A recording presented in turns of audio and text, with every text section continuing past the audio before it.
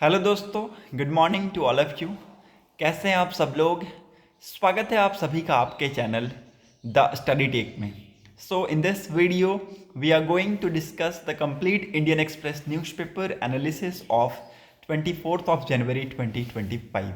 24 जनवरी 2025 के important articles and editorial को डिस्कस करेंगे।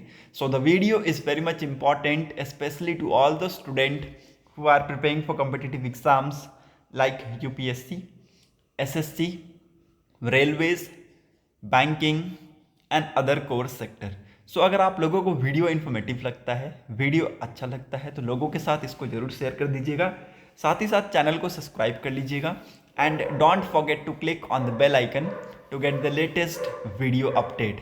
सो आज के इस न्यूज़पेपर में जो भी इम्पॉर्टेंट आर्टिकल्स एंड एडिटोरियल होंगे उनको हम लोग इस वीडियो में कवर अप करने वाले हैं। सो वीडियो को स्किप मत कीजिएगा, वीडियो को लास्ट तक देखिएगा, यहाँ से आप लोगों को बहुत कुछ सीखने को मिलेगा। So let's move to the first page of the newspaper. यहाँ पर डिस्कस करते हैं इंपॉर्टेंट न्यूज़ को। ये आप लोग यहाँ पे देख सकते हैं, हमारे माननीय श्री प्रधानमंत्री नरेंद्र मोदी जी यहाँ पे स्टूडेंट के साथ इंटरेक्ट कर रहे हैं, ठीक है। और कल के दिन आप लोगों को पता है नेताजी सुभाष चंद्र बोस जी का बर्थ एनिवर्सरी था, और ये इंटरेक्शन यहाँ पे कहाँ पे अरेंज करवाया गया? ओल्ड पार्लियामेंट बिल्डिंग के सेंट्रल हॉल में ये इंटरेक्शन अरेंज करवाया गया, ठीक है। So it's very important news, ये आप लोगों को पता होना चाहिए। Hope you are getting my point. Now moving on to the next important news. After NSA foreign secretary to visit China on 26th और 27th of January, ठीक है। तो 26 और 27 जनवरी को यहाँ पे फॉरेन सेक्रेटरी चाइना को विजिट करेंगे, okay. And this will be the first FS level meet since then मतलब कि 2020 के बाद ये पहली आपको फॉरेन सेक्रेटरी लेवल की मीटिंग आपको देखने को मिलेगी इंडिया और चाइना के बीच में, ठीक है। सो इम्पॉर्टेंट है, इसके बारे में आप लोगों को पता होना चाहिए। और अभी आज की डेट में फॉरेन सेक्रेटरी कौन है? Vikram Misri, okay. His visit come just after a month of national security adviser Ajit Doval and Chinese foreign minister Wang Li, who are also special representative, meet in Beijing on December 18, less than 2 months after the border patrolling arrangement was announced on October 21, which was followed by a meeting between Prime Minister Narendra Modi and Chinese President Xi Jinping on the sideline of BRICS summits in Kazan, Russia on October 23। मतलब कि सबसे पहले आपको यहाँ पे हमारे prime minister Narendra Modi ji की meeting और चाइनीज़ प्रेसिडेंट शी जिनपिंग जी की मीटिंग आपको देखने को मिलेगी अक्टूबर 23 में, ठीक है। मतलब कि 2024 के अक्टूबर 23 में आपको ये मीटिंग होती हुई देखने को मिलेगी। उसके बाद आप देखेंगे यहाँ पे कि NSA हमारे गए थे वहाँ पे, ठीक है, अजीत डोभाल जी, और यहाँ पे चाइनीज़ फॉरेन मिनिस्टर वांग ली की मीटिंग हुई कब? दिसंबर 18, 2024 को। उसके बाद आपको ये तीसरी मीटिंग आपको यहाँ पे अरेंज होती हुई देखने को मिलेगी इंडिया और चाइना के बीच में। होप आप लोग ये सारी चीज़ें समझ पा रहे होंगे, okay. Moving on to the next important news. On new ISRO chief table 100th launch this month PSLV built by private sector, ठीक है। तो पोलर सैटेलाइट लॉन्च व्हीकल को यहाँ पे प्राइवेट सेक्टर के द्वारा बनाया जाएगा, ऐसा यहाँ पे आप लोगों को यहाँ पे समझ में आ गया होगा, ओके। और इसरो का 100th लॉन्च आपको इस महीने के लास्ट में देखने को मिलेगा, यहाँ पर क्लियर कट मेंशन किया गया है, ओके। और इसरो के न्यू चेयरमैन के तौर पे आप लोगों को अपॉइंट होते हुए देखने को मिलेंगे V नारायणन जी को, ओके, जो कि इसरो का चार्ज लेंगे कब? अर्लियर दिस मंथ, मतलब कि इसी मंथ के लास्ट में आपको वो चार्ज लेते हुए भी देखने को मिलेंगे। After the historic space docking experiment, ISRO that is Indian space research organisation is getting ready for another milestone, it's 100th launch that is set to happen at the end of this month. Now this would be the first mission to be launched under the new chairman, ठीक है। तो ये पहला mission होगा जो कि नए chairman के अंदर इसको लॉन्च किया जाएगा। और इस मिशन का जो नाम है वो आप लोग लिख लीजिए, it would launch NVS-02 satellite, ठीक है। तो ये जो मिशन है इसमें कौन सा सैटेलाइट लॉन्च किया जाएगा? NVS-02 सैटेलाइट को लॉन्च किया जाएगा, which is second of the second generation navigation satellites, ठीक है। तो ये क्या है? सेकेंड जनरेशन नेविगेशन सैटेलाइट का ये सेकेंड सैटेलाइट है, जिसको यहाँ पे कहाँ पे डिप्लॉय किया जाएगा? इंडिया के NAV IC कॉन्स्टलेशन में इसको डिप्लॉय किया जाएगा। इसको लिख लीजिएगा, इंपॉर्टेंट है। NAV IC, जिसको हम नेविगेशन के नाम से भी जानते हैं, with Indian constellation is operational name for Indian Regional Navigation Satellite System IRNSS, which is constellation of 7 satellite providing positioning, navigation, timing service over the Indian region and its immediate neighborhood. The satellites are deployed in the geosynchronous orbits. ठीक है, तो satellites को यहाँ पे deploy कहाँ किस orbit में किया जाएगा, जियोसाइक्रोनस ऑर्बिट में इसको डिप्लॉय किया जाएगा। सबसे पहला जो वर्जन इसका लॉन्च किया गया था वो 2013 के जुलाई में इसको लॉन्च किया गया था। And IRNSS constellation was completed in 2018, but सारे सेटेलाइट्स यहाँ पे फंक्शनल नहीं है ऐसा कहा जाता है। सो इंपॉर्टेंट है, सेकंड लॉन्च यहाँ पे होने वाला है और इसी सीरीज में आपको ये सेकंड लॉन्च आपको देखने को मिलेगा और इसका नाम क्या है, NVS-02। Okay, so it is very much important. और यहाँ पे आप लोग देखेंगे कि जो PSLV है, पोलर सैटेलाइट लॉन्च व्हीकल, इसको यहाँ पे बनाया जाएगा प्राइवेट सेक्टर के द्वारा। ओके, जो कि इसरो का मोस्ट प्रोलिफिक और रिलायबल रॉकेट है। ठीक है, सो इंपॉर्टेंट है, इसके बारे में भी आप लोगों को पता होना चाहिए। Okay, hope you are getting my point. Now moving on to the next important news. यहाँ पर और कुछ भी इंपॉर्टेंट है नहीं, so let's move ahead. Okay, offensive MF Husain painting court refuse to order FIR against gallery. ठीक है, Delhi art gallery के अगेंस्ट में यहाँ पे दिल्ली कोर्ट ने यहाँ पे रिफ्यूज़ कर दिया कि यहाँ पे कोई भी FIR इनके अगेंस्ट में या फिर दिल्ली आर्ट गैलरी के अगेंस्ट में इशू नहीं किया जाएगा। ठीक है, इसकी जो भी चीज़ें हैं मैंने आप लोगों को पहले बताई थी कि क्यों इनके खिलाफ FIR इशू करने की बात की गई थी। ठीक है, तो ये चीज़ें मैंने आप लोगों को पहले बता दी है। अगर आप लोगों ने वो वीडियो में नहीं देखा है, आई थिंक परसों की वीडियो में ये सारी चीज़ें मैंने डिस्कस कर रखी है और उसका लिंक आपको डिस्क्रिप्शन बॉक्स में मिल जाएगा। आप लोग वहाँ जाके पूरा स्टोरी सुन सकते हैं, कैसे यहाँ पे इनको किस बेसिस पे इनके ऊपर यहाँ पे FIR करने की बात की गई है। ठीक है, यहाँ पे आप लोगों को पता होना चाहिए कि FIR किस सेक्शन के अंतर्गत करने की बात की गई है, सेक्शन 299। ठीक है, भारतीय न्याय संहिता के सेक्शन 299 के अंतर्गत इनके ऊपर FIR की बात की गई है। ठीक है, which is very much important, जिसके बारे में आप लोगों को पता होना चाहिए। ये किस चीज़ के ऊपर बात करता है, डेलिब्रेट एंड मैलिशियस एक्ट के ऊपर बात करता है। Intend to outrage religious feeling of any class by insulting it religion and religious belief. ठीक है, तो ये चीज़ों को यहाँ पे दर्शाता है और इन्हीं के ऊपर बात किया जा रहा है कि ये सारी जो चीज़ें हैं, एक्चुअली क्या हुआ है, लोगों को ऑफकोर्स यहाँ पे इनकी जो पेंटिंग है उससे यहाँ पे हर्ट हुआ है। ठीक है, और ये एक रिलीजियस हर्ट है। ओके, और इसको यहाँ पे सेक्शन 299 के अंतर्गत इसको लाने की बात की गई है। Okay, hope you are getting my point. Now moving on to the next important news. यहाँ पर और कुछ इंपॉर्टेंट है नहीं, so let's move ahead. Mazagon ThyssenKrupp likely to land 70,000 crore submarine deal. Important है, इस चीज़ को लिख लीजिएगा। Mazagon ThyssenKrupp is likely to land 70,000 crore submarine deal. बहुत ही ज़्यादा इंपॉर्टेंट ये डील है। और ये जो डील है ये पहले किसको दिया गया था, L&T एंड स्पेनिश फर्म लेवेंतिया को दिया गया था। ठीक है, लेवेंतिया को ये डील दिया गया था। बट कुछ यहाँ पे जो फीचर्स हमें चाहिए इस सबमरीन डील में, ये इनके पास नहीं है, इसलिए ये डील उनसे लेके हमने मैज़गॉन और ThyssenKrupp को दे दिया। ThyssenKrupp कौन है, जर्मनी के मैराइन सिस्टम को हम लोग ThyssenKrupp कहते हैं। ठीक है, सो इंपॉर्टेंट है। इंडिया के जो डॉक यहाँ पे शिप बिल्डर लिमिटेड है जिसका नाम है मैज़गॉन, और जर्मनी के यहाँ पे मैराइन सिस्टम का नाम है ThyssenKrupp के बीच में आपको ये डील होता हुआ देखने को मिलेगा। लगभग 70,000 करोड़ के आसपास का ये स्टेल्थ सबमरीन डील है जो कि आपको यहाँ पे फाइनलाइज होता हुआ आपको देखने को मिलेगा। ओके, और इसका यहाँ पे पहला जो डिलीवरी है वो आपको 2032 तक देखने को मिलेगा। ठीक है, the first delivery to be expected by 2032, ऐसा यहाँ पे सोर्स से कहना है। ठीक है, नाउ यहाँ पे कौन सी चीज़ है जिनको यहाँ पे L&T and Leventia they were failed to meet the technical requirements. ठीक है, तो ये देखिए टेक्निकल रिक्वायरमेंट्स को ये मीट करने में फेल्ड कर पाए। ठीक है, मतलब कि फेल्ड हो गए और इनसे ये जो डील है ये लेकर जो मैज़गॉन है और यहाँ पे जर्मनी के जो ThyssenKrupp मैराइन सिस्टम है उनको ये डील चला गया। ठीक है, सो इंपॉर्टेंट है, इसके बारे में आप लोगों को पता होना चाहिए। ठीक है, तो ये चीज़ें आप लोग यहाँ पे लिख सकते हैं और ये भी यहाँ पे आप लोग लिख सकते हैं। Okay, hope you are getting my point. ठीक है, तो इसका देखिए एस्टिमेट लगभग 43,000 करोड़ के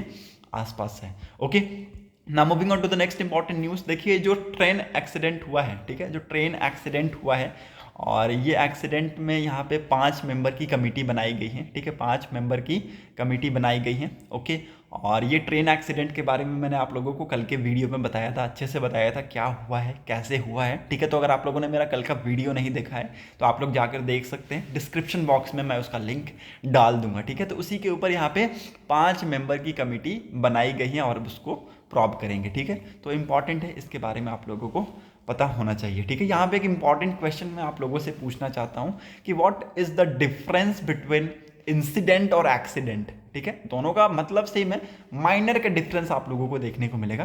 तो नाउ मैं आप लोगों को ये क्वेश्चन पूछ रहा हूँ कि what is the difference between incident और एक्सीडेंट। एक्सीडेंट और इंसिडेंट में डिफरेंस क्या है, हालांकि दोनों ही अनइंटेंशनल है। ठीक है, दोनों ही अनइंटेंशनल है। ठीक है, ये एक आप लोगों को मैंने हिंट दे दिया। Please let me know answer in comment section. Moving on to the next important news, notice to Uber Ola Apple over software price complaints. ठीक है, मतलब कि प्राइस कंप्लेंट पे या फिर सॉफ्टवेयर के इश्यूज के ऊपर आपको यहाँ पे नोटिस दिया गया है, किसको, उबर, ओला और एप्पल को। ठीक है, इंपॉर्टेंट है, इस चीज़ को लिख लीजिएगा। ये जो नोटिस है ये किसने दिया है, कंज्यूमर प्रोटेक्शन अथॉरिटी ने दिया है। ठीक है, कंज्यूमर प्रोटेक्शन अथॉरिटी ने किनको किनको दिया है, जेंट एप्पल इनकॉर्पोरेशंस को, ठीक है, ओला और उबर्स को ये यहाँ पे इन्होंने नोटिस भेजा है। ठीक है, सो इंपॉर्टेंट है यहाँ पे ये जो इन्फॉर्मेशन है ये दिया गया है कि क्यों यहाँ पे इनको नोटिस दिया गया है। ठीक है, क्योंकि यहाँ पे देखिए ओला और उबर को ऐसा कहा गया है कि उनके जो प्राइस है उसमें यहाँ पे डिफरेंसेस देखने को मिले हैं। ठीक है, उनकी जो प्राइस है उसमें यहाँ पे डिफरेंसेस देखने को मिले हैं which is based on user mobile operating system. ठीक है, यूज़र मोबाइल ऑपरेटिंग सिस्टम के बेस्ड में जो प्राइस है उसमें डिफरेंसेस देखने को मिले हैं, फेयर में यहाँ पे डिफरेंसेस देखने को मिले हैं। ठीक है, तो ऐसा एलिगेशंस उनके ऊपर लगाए गए हैं। साथ ही साथ एप्पल्स के ऊपर क्यों एप्पल को नोटिस भेजा गया है, क्योंकि एप्पल्स के ऊपर कुछ यहाँ पे जो टेक्निकल इश्यूज है वो हमें यहाँ पे एप्पल फ़ोन में आपको देखने को मिलेंगे। ठीक है, जैसे ही सॉफ्टवेयर अपडेट हो रहा है, ठीक है, उसमें कुछ यहाँ पे टेक्निकल ग्लिच हमें देखने को मिल रहा है, टेक्निकल इश्यूज हमें देखने को मिल रहा है। ठीक है, तो जैसे कि आप यहाँ पे देख सकते हैं,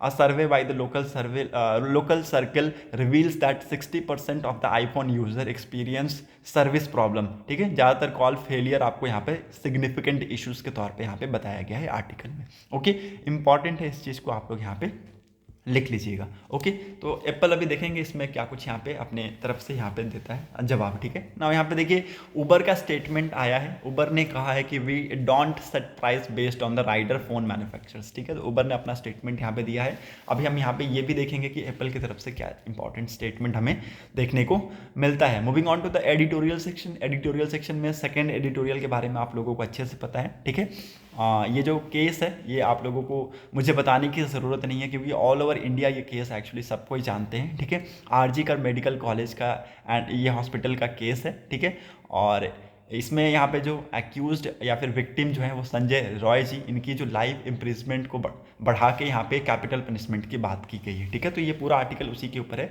और ये मैंने आप लोगों को अच्छे से पढ़ा दिया है। ओके, सो होप आप लोगों को समझ में आ गया होगा। नाउ यहाँ पे मैं आप लोगों से आपकी राय पूछूंगा। ठीक है, please let me know answer in comment section, क्योंकि मेरे तरफ से भी पनिशमेंट होना चाहिए। इतना हीनियस क्राइम का जो सज़ा है वो मौत ही होनी चाहिए। ठीक है, क्योंकि अगर हम सबको ऐसे छोड़ते रहें ना, ऐसे अगर हम सबको छोड़ते रहें तो जो गुनहगार होंगे, ठीक है, जो यहाँ पे विक्टिम होगा उसकी हिम्मत और भी बढ़ जाएंगी। ठीक है, तो इससे भी ज़्यादा हो सकता है, भगवान ना करे कभी यहाँ पे हार्श क्राइम हमें देखने को मिले, लेकिन इससे भी ज़्यादा हार्श क्राइम हमें देखने को मिल सकता है। तो मेरे तरफ से मेरा राय तो यही है कि कैपिटल पनिशमेंट। अगर आप लोगों का, मैं आप लोगों से राय पूछना चाहता हूँ, what is your opinion in this view और इन दिस न्यूज़। ठीक है, तो आपका क्या ओपिनियन है, please let me know answer in comment section. Okay, moving on to the next important news, यहाँ पर मूव करते हैं आगे इकोनॉमिक सेक्शन में। Indian refiners seek more West Asian oil amid US sanction on Russian oil trades. ठीक है, तो यहाँ पे देखिए रशियन ऑयल ट्रेड पे आपको यूएस सैंक्शन करता हुआ यहाँ पे हमें देखने को मिला है, जिसकी वजह से जो इंडियन रिफाइनर्स है they are looking for West Asian oils. ठीक है, तो यहाँ पे वेस्ट एशिया की तरफ हम ज़्यादातर मूव करेंगे, अदरवाइज हमें भी इसके ऊपर खतरा देखने को मिल सकता है। मतलब कि हो सकता है आने वाले टाइम में अगर हम और बहुत ज़्यादा अमाउंट में रशियन ऑयल परचेज करें तो हमारे ऊपर भी आपको सैंक्शन पड़ता हुआ देखने को मिल सकता है।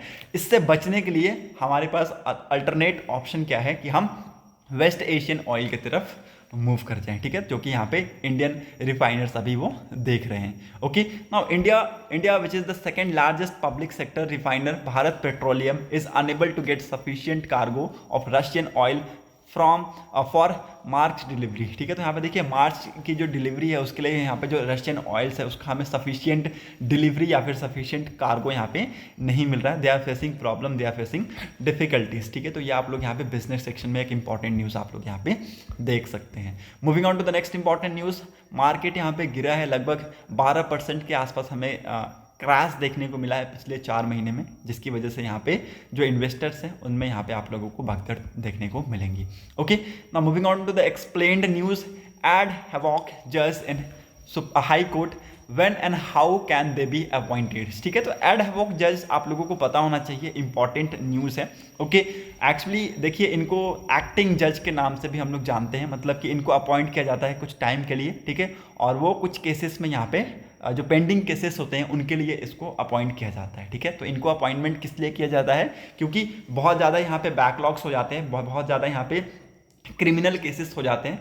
ठीक है, तो उनके लिए इनको अपॉइंट किया जाता है, उसी को हम लोग एड हैवॉक जज कहते हैं। ठीक है, on Tuesday supreme court suggest temporarily appointing retired जज on the ad hoc as required basis to the address the growing backlogs of the pending criminal cases before the several high courts. ठीक है, तो बहुत सारे high courts में यहाँ पे बहुत ज़्यादा यहाँ पे बैकलॉग्स पेंडिंग है। ठीक है, बहुत ज़्यादा यहाँ पे क्रिमिनल केसेस पेंडिंग है, और ये जो चीज़ें अपॉइंटमेंट करता है, ठीक है, एड हॉक जो जजेस हैं उनकी अपॉइंटमेंट अंडर आर्टिकल 224 ए में यहाँ पे मेंशन किया गया है। ठीक है, तो आर्टिकल 224 ए क्या कहता है, इट सेज और it allow that chief justice of high court to request retired High Court judge to perform the duties of judge again while with the permission of President of India। ठीक है, तो president of India की permission के साथ यहाँ पे जो chief justice of high court है वो रिक्वेस्ट कर सकते हैं किनको, रिटायर्ड हाई कोर्ट जज को, कि वो वापस से आके अपनी जज की ड्यूटी को परफॉर्म करें।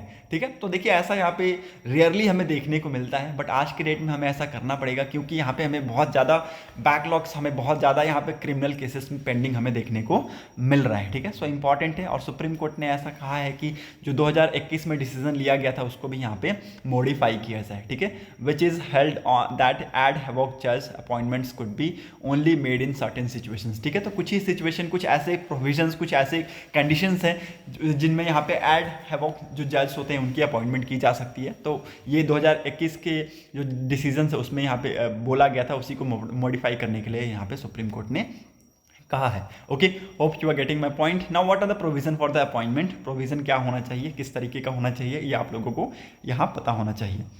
Article 224A title appointment of retired जज at the sitting of high court. ठीक है, तो यहाँ पे इस आर्टिकल का जो टाइटल है वो ये है, लिख लीजिएगा। ये क्या कहता है, the chief justice of high court for any state, किसी भी स्टेट का जो चीफ जस्टिस है हाई कोर्ट का, ठीक है, मे एट एनी टाइम, किसी भी समय, with the previous consent of the president. ठीक है, प्रेसिडेंट का प्रीवियस कंसेंट मतलब कि उनसे प्रायर परमिशन लेने की जरूरत है।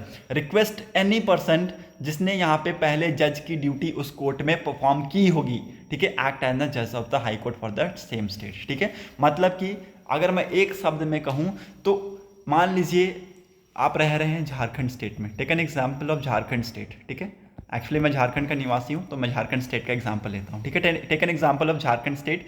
झारखंड स्टेट का जो चीफ जस्टिस है, ठीक है, झारखंड स्टेट का जो हाई कोर्ट के चीफ जस्टिस हैं, वो यहाँ पे प्रेसिडेंट से कंसल्ट लेंगे, वो यहाँ पे प्रेसिडेंट से कंसल्ट लेंगे, वो यहाँ पे प्रेसिडेंट से कंसल्ट लेंगे। ठीक है, और जो पहले यहाँ पे जज परफॉर्म किए होंगे उनको वो रिक्वेस्ट करेंगे कि वापस से आके जज की ड्यूटी यहाँ पे परफॉर्म करें यहाँ पे। ठीक है, होप आप लोगों को ये समझ में आ गया होगा कैसे यहाँ पे ये होने वाला है। ठीक है, सच अपॉइंटमेंट और are entitled to the allowance as determined by the presidents. इनकी जो भी सैलरीज एंड अलाउंसेस होंगे it will be determined by the president. ठीक है, तो प्रेसिडेंट के ऊपर ये सारी चीज़ें यहाँ पे डिसाइडेड है। ओके, बोथ द रिटायर्ड जज and the president of India are required to concern the appointments. ठीक है, तो यहाँ पे देखिए दोनों रिटायर्ड जज और president of India they are required to concern to the appointments. ठीक है, तो उनके यहाँ पे अपॉइंटमेंट को यहाँ पे ये चीज़ें यहाँ पे दर्शाती है। ठीक है, इंपॉर्टेंट है, इस चीज़ को आप लोग यहाँ पे लिख लीजिएगा। और अभी यहाँ पे देखिए डिस्कस किया गया है कॉलेजियम सिस्टम के बारे में। अभी आज के जो प्रेजेंट टाइम में जो जजेस जिनकी अपॉइंटमेंट्स हो रही है वो यहाँ पे कॉलेजियम सिस्टम के थ्रू हो रही है। ठीक है, ना यहाँ पे देखिए कुछ 2021 के जो यहाँ पे जो चीज़ें हैं वो यहाँ पे मेंशन की गई है। Supreme court noted that there have only been 3 recorded instant that ad hoc जज being appointed under 2 to 4A articles and call it dominant provisions, these are this, ठीक है। ये 3 यहाँ पे ऐसे प्रोविजंस जहाँ पे बताए गए हैं सुप्रीम कोर्ट के द्वारा, जहाँ पे एड एवोक जज को अपॉइंट किया गया था, ठीक है। एक तो 1972 में यहाँ पे जस्टिस सूरज भान जी को अपॉइंट किया गया था, उनके 1 साल के लिए यहाँ पे इलेक्शन पिटिशन के लिए इनको अपॉइंट किया गया था। दूसरा यहाँ पे अपॉइंटमेंट हुआ था जस्टिस पी वेणुगोपाल जी का, ठीक है, मद्रास हाई कोर्ट में 1982 में, ओके। और again it's very much important कि इनका जो टर्म था उसको 1 साल के लिए वापस से रिन्यू कर दिया गया, ओके। इंपॉर्टेंट है, इसको भी लिख लीजिएगा, ओके। तीसरा यहाँ पे अपॉइंटमेंट हमें कब देखने को मिला, 2007 में ओपी श्रीवास्तव जी का, ठीक है, इलाहाबाद हाई कोर्ट में, ठीक है, for the Ayodhya title suit के लिए इनको वापस से बुलाया गया था, ठीक है। So these are the 3 appointment have been made so far, ठीक है। तो अब तक यहाँ पे 3 अपॉइंटमेंट हमने देखा है, ओके। होप आप लोगों को एड हॉक जज के बारे में अच्छे से पता चल गया होगा। Moving on to the next important news, आप लोगों को इसके बारे में मैंने अच्छे से बताया है, ट्रम्प्स टैरिफ थ्रेट, ठीक है। ट्रम्प का जो टैरिफ थ्रेट्स है वो मैंने आप लोगों को अच्छे से बताया है। ये वही चीज़ें आई हुई हैं चार्ट के तौर पे, ठीक है। तो यहाँ पे जो चीज़ें हैं वो हम लोग फटाफट डिस्कस कर लेते हैं, ठीक है। The president Donald Trump has said he has considering putting a 10% tariff on the Chinese import because they are sending fentanyls to the Mexico and Canada and 25% on good from those 2 countries because they are allowing vast number of people and fentanyls to come into the US, ठीक है। So important देखिए यहाँ पे इन्होंने कहा है कि जो भी चाइनीज़ के इंपोर्ट्स हैं उनके ऊपर 10% के आसपास यहाँ पे टैरिफ लगाने वाले हैं इनके ऊपर, क्योंकि वो क्या कर रहे हैं, मैक्सिको और कनाडा को यहाँ पे फेनाटाइल्स भेज रहे हैं, ठीक है। और इन दोनों के ऊपर यहाँ पे इसलिए लगा रहे हैं क्योंकि यहाँ पे ये अलाउ कर रहे हैं वास्ट नंबर ऑफ पीपल्स को और फेनाटाइल्स को टू कम टू US, ठीक है। तो ये इन दोनों के ऊपर लगभग 25% के आसपास टैरिफ, और चाइना के ऊपर से जो यहाँ पे आपको प्रोडक्ट आता हुआ देखने को मिलेगा या फिर जो भी चीज़ें इंपोर्ट होती हुई आपको देखने को मिलेगी US में, उसके ऊपर 10% के आसपास का टैरिफ इंपोज होता हुआ आपको यहाँ पे देखने को मिलेगा, ठीक है। सो इंपॉर्टेंट है, इसके बारे में आप लोगों को पता होना चाहिए, ठीक है। इसके बारे में आप लोगों को पता होना चाहिए। टैरिफ क्या होता है ये हम लोग यहाँ पे सबसे पहले समझ लेते हैं, व्हाट इज टैरिफ।